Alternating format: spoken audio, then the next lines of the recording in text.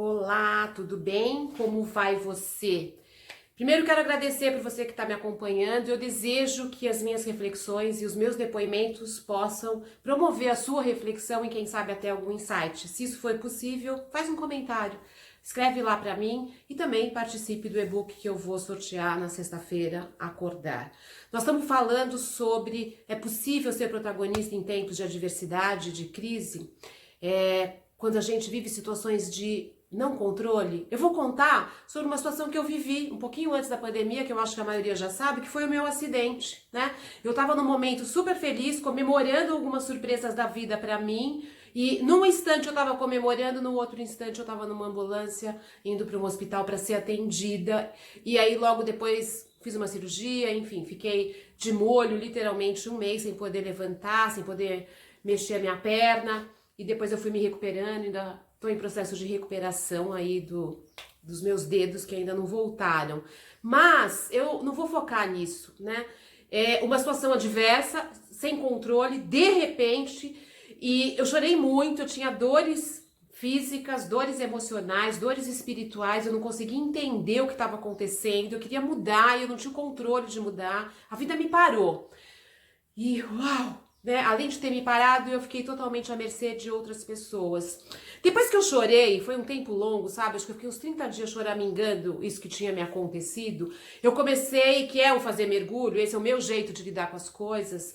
Eu comecei a refletir. E eu tenho por princípio, eu acredito que tudo na vida tem uma razão de ser.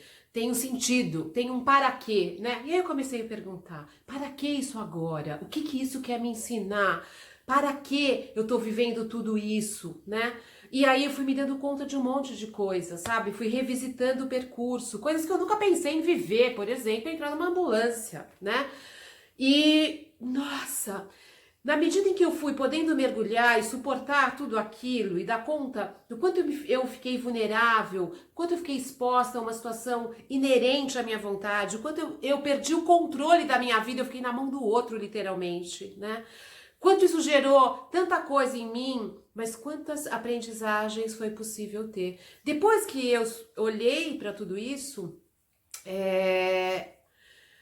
eu comecei esse movimento de o que eu faço agora. Isso já aconteceu. Não adianta ficar chorando o que aconteceu, né? O que eu não mudo, eu não mudo. Né? E no meio dessa situação ainda entrou a pandemia, entrou o isolamento social, que eu vou falar disso no próximo vídeo, mas como eu me posicionei, como eu fui cuidando disso? Como eu sempre digo, negar as emoções é a pior coisa que a gente faz por nós. Então eu choro, eu lido com a minha dor, com a minha tristeza, com a minha raiva, eu escrevo muito o que eu tô sentindo. Feito isso, eu fui começar o processo de ressignificar, de me reinventar, quem sou eu aqui? E certamente, depois daquele dia, eu não sou mais a mesma Maria Amália, né?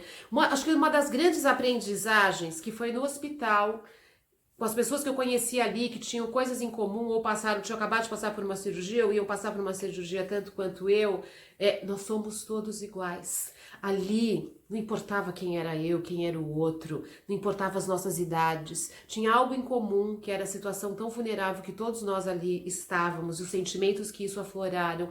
Isso fez nascer em mim uma compaixão tão grande, um olhar tão benevolente por mim e pelo outro, me fez entender tanta coisa, e aí eu fui podendo, sabe, ok, eu não mudo isso, minha perna quebrou em 2 lugares, eu fiz a cirurgia, eu não consigo andar, eu dependo das outras pessoas, eu não consigo trabalhar, não posso dirigir, tudo isso eu não posso. E o que eu posso? E aí eu fui criando força porque eu podia. Escrevi, né?